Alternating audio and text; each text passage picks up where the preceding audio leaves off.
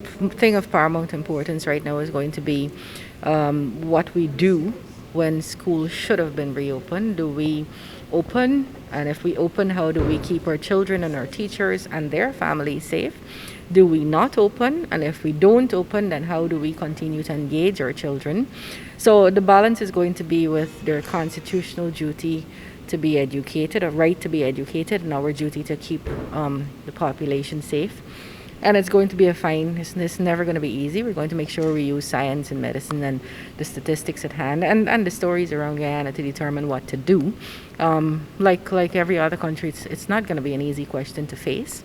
But I think important is that we get out information to our parents and teachers.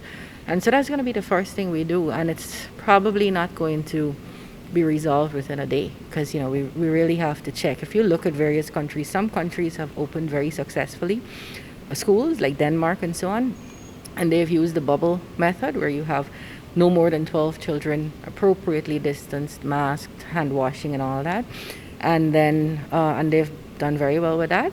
But then Israel did the same thing, moved from the bubble method 2 weeks after they opened, and their numbers went through the roof, with large numbers of children and teachers being infected and or quarantined for being suspected of being infected.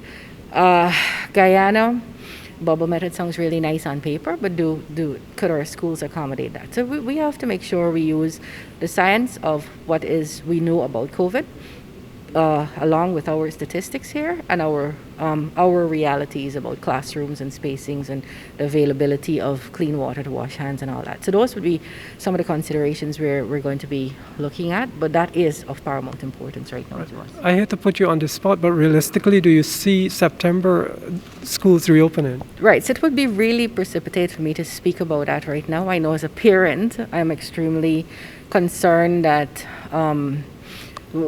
very concerned, and if I have that concern, I can only imagine every single other parent has that concern, and definitely our teachers must be worried. So we know that we need to answer those questions to people very early so that they know what they're doing, because we're not unaware too that when children go to school, so you have this thing where parents work and their kids are at school.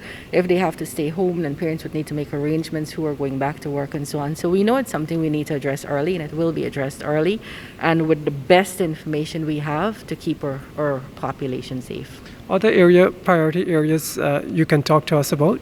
Well, Neil, we have huge priority areas like curriculum reform and so on. We're teaching way too many things too early, and we're not sure if, I'm not sure if that those subjects and the content is relevant to Guyana today and what we expect Guyana to be in a few years' time, given our new realities and so on. But honestly, those things are miniature compared to the COVID and addressing that. So, because it's not only addressing COVID, look, our children have been home for 5 months now. Grade 5 children who are presently in grade 5 would not have covered content that they need to write for the grade 6 exam next year. So this goes all the way into 2021. So it's a very wide, it has affected the education sector very widely, and it needs to be properly thought out, whatever we do.